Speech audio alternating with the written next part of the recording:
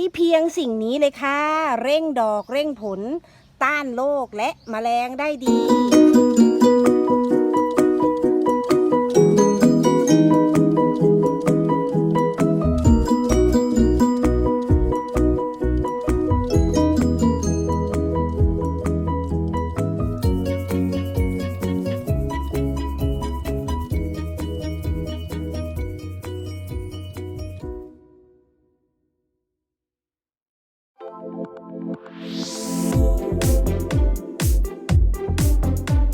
เพื่อนเกษตรที่น่ารักทุกท่านคะช่วงนี้ใครประสบปัญหาไหมคะต้นไม้ไม่เขียวเลยค่ะแม่ก้อยมีอาการนะคะเป็นซีดๆจางๆนะคะนี่แล้วก็ใบยังเป็นราๆนะคะแม่ก้อยขาหรือบางต้นนะคะก็แคะแกนค่ะดูท่าทางจะไม่โตเลยค่ะแม่ก้อยจ๋าปลูกมะเขือคะมะเขือนี่มีอาการนะคะปริแตกง่ายค่ะไม่ว่าจะเป็นอาการหนอนชอนใบพืชใบหงิกงอไม่สวยเลยเพื่อนบางท่านนะคะช่วงนี้อากาศเปลี่ยนแปลงค่ะต้นไม้นะคะอ่อนแอนะคะนี่มีเพี้ยแป้งค่ะเต็มต้นเลยค่ะแม่ก้อยจ๋าเพียง2 สิ่งนี้เลยค่ะเร่งดอกเร่งผลนะคะต้านทานโรคและแมลงได้ดี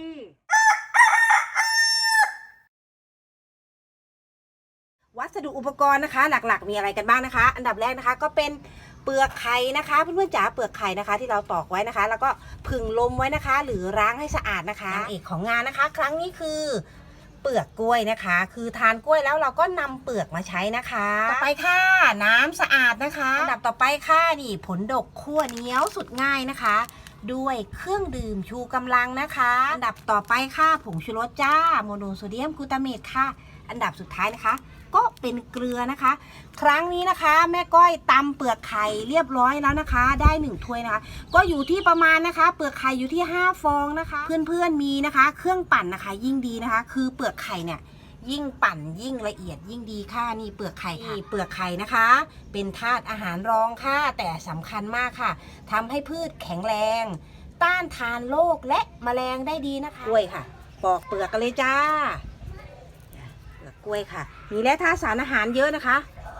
ค่ะและยังอุดมไปด้วยแร่ธาตุสารอาหารไม่ว่าจะเป็นสารแทนนินที่มีรสฝาดเฝื่อนนะคะป้องกันและไล่แมลงได้เป็นอย่างดีและยังมีโพแทสเซียมสูงแคลเซียมและฟอสฟอรัสค่ะนี่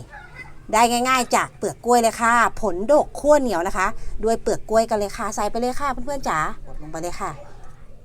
อันดับต่อไปค่ะที่เพื่อนๆต้องใส่นะคะเปลือกไข่นะจ๊ะนี่แม่ก้อยตำมาเรียบร้อยแล้วค่ะใส่หมดถ้วยเลยค่ะเพื่อนๆจ๋าในเปลือกไข่นะคะอุดมไปด้วยแร่ธาตุสารอาหารนะคะไม่ว่าจะเป็นแคลเซียมไนโตรเจน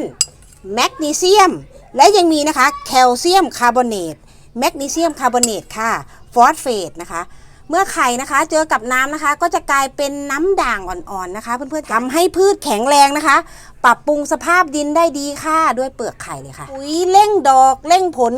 ขั้วเหนียวแบบง่ายๆนะคะด้วยเปลือกกล้วยและเปลือกไข่เลยค่ะเมื่อเสร็จแล้วนะคะเราจะหมักไว้นะจ๊ะ1 คืนนะคะและเพื่อนๆนะคะไม่ต้องรอให้ครบ1 คืนนะคะนี่เร่งดอกเร่งผลแบบง่ายๆนะคะเร่งเขียวได้ด้วยจ้ามดไล่แมลงแบบง่ายๆนะคะก็สูตรนี้สูตรเดียวเลยค่ะต่อไปนะคะแม่ก้อยพาเพื่อนๆไปดูวิธีใช้ด้วยกันเลยนะคะสำหรับเพื่อนๆที่มีพื้นที่ปลูกไม่เยอะค่ะแม่ก้อยจ๋าหนูปลูกแค่กระถาง2 กระถางนะคะแม่ก้อยจะพาเพื่อนๆนะคะใช้อัตราส่วนดังต่อไปนี้นะคะน้ำ3 ส่วนนะคะแล้วเราจะใส่หัวเชื้อนะคะ1 ส่วนนะคะก็เป็น1:3นะคะนี่ทรงพลังค่ะนี่ใส่ลงไปเลยค่ะสำหรับสัดส่วนนี้นะคะเราเรียกว่าเป็นแบบเพียวๆนะคะเพื่อนก็สามารถนะคะไปบำรุงพืชผักที่เพื่อนๆรักได้เลยนะคะปุ๋ยพร้อมแล้วนะคะเราก็มาดูวิธีฉีดพ่นเลยค่ะปุ๋ยดีๆนะคะแม่ก้อยแนะนำให้เพื่อนๆนะคะเราฉีดพ่นเป็นแบบละอองนะคะก็คือใส่สป็อกกี้แบบนี้แหละค่ะเพื่อนๆจ๋าฉีดเลยค่ะฉีดได้ทั่วเลยค่ะไหนมีดอกก็เลี่ยงๆนะคะเพื่อนๆจ๋า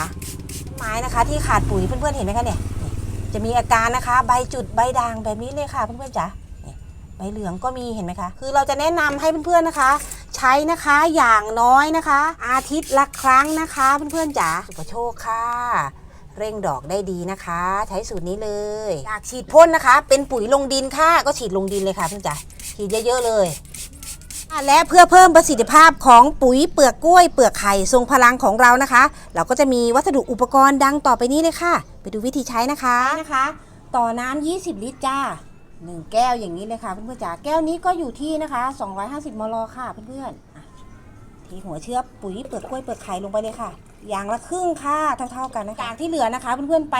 โรยนะคะลงดินนะคะเป็นปุ๋ยทางดินนะคะอันดับต่อไปนะคะเพื่อนๆใส่สิ่งนี้นะคะเครื่องดื่มชูกำลังนะคะที่มีวิตามิน B3 B5 B6 และ B12 ค่ะน้ำตาลทางด่วนสำหรับพืชค่ะเพื่อนๆจ๋าเร่งรากได้เป็นอย่างดีค่ะเร่งเขียวนะคะปรับปรุงสภาพดินได้ด้วยนะคะแม่ก้อยใช้นะคะถังละ1 ฝานะจ๊ะใส่ลงไปเลยค่ะ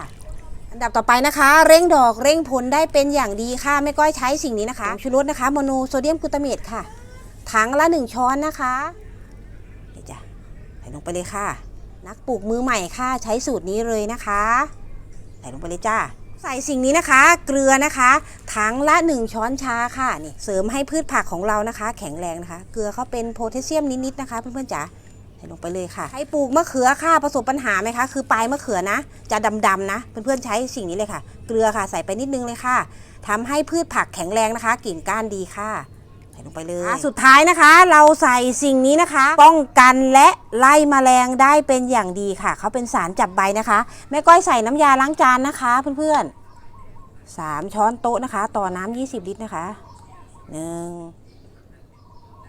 2 ช้อนหนึ่งนะคะก็จะเป็นถังละครึ่งนะคะทำให้ปุ๋ยของเราค่ะยึดจับนะคะอยู่กับใบได้ดีนะคะแล้วก็เป็นสารนะคะไล่แมลงได้ด้วยนะคะสำหรับช่วงเวลาที่เหมาะสมในการใช้นะคะเราจะใช้นะคะในช่วงเช้านะคะหรือช่วงเย็นก็ได้นะจ๊ะสำหรับวิธีใช้นะคะแสนจะง่ายเลยค่ะเพื่อนๆจ๋า1 ขันค่ะ1 ขันต่อ1 กระถางกันเลยมะลินะคะแตกยอดแตกใบใหม่ได้ดีนะคะเพื่อนๆใช้สูตรนี้เลยนะคะราดลงไปเลยค่ะราดลงดินเลยค่ะนี่มะลิของแม่ก้อยค่ะเตรียมแทงดอกแล้วนะนี่ให้เพื่อนๆดูคือสูตรนี้เขาใช้ดีนะคะเพื่อนๆจ๋าเนี่ยแม่ก้อยเลยมาบอกเพื่อนๆนะนี่แตกยอดแตกใบได้ดีค่ะนี่คือเนี่ยแม่ก้อยให้เพื่อนๆดูมะลิต้นนี้นะคะแม่ก้อยย้ายมาจากที่เก่านะคะคือเขาโซมมากนะเพื่อนๆจะเห็นความแตกต่างเลยนี่ตอนนี้มะลิกระถางนี้ค่ะนี่แตกใบแตกยอดนะคะเขียวนะคะเพื่อนๆนี่ให้ดูดอกค่ะให้ดูดอกนี่เร่งดอกได้ดีนะคะสูตรนี้เลยและกากที่เหลือค่ะทำยังไงคะแม่ก้อยจ๋านี่เราก็ใส่เป็นปุ๋ยทางดินเลยค่ะเพื่อนจ๋ากระถางกุหลาบนะคะเขาเตรียมติดดอกใหม่อยู่ค่ะเพื่อนๆจ๋าแต่เราต้องบำรุงดีๆนะคะดินเลยค่ะเพื่อนๆจ๋าป้องกันเชื้อโรคเชื้อราที่มาทางดินได้เป็นอย่างดีอยากให้กุหลาบนะคะแตกยอดแตกดอกได้ดีนะคะไว้ใช้นะคะ1 ขันต่อ1 กระถางเลยค่ะนี่กุหลาบแตกยอดใหม่ค่ะเพื่อนๆจ๋าถ้าใครปลูกมะนาวนะคะใช้สูตรนี้ได้เลยนะคะนี่ดูให้เพื่อนๆดูมะนาวบ้านแม่ก้อยก่อนนี่น่าชื่นใจมากค่ะมะนาวเต็มต้นเลยเพื่อนๆนี่ฉีดพ่นนะคะปุ๋ยสูตรนี้ลงไปเลยค่ะเพื่อนๆจ๋านี่ฉีดให้ทั่วเลยค่ะเพื่อนๆนี่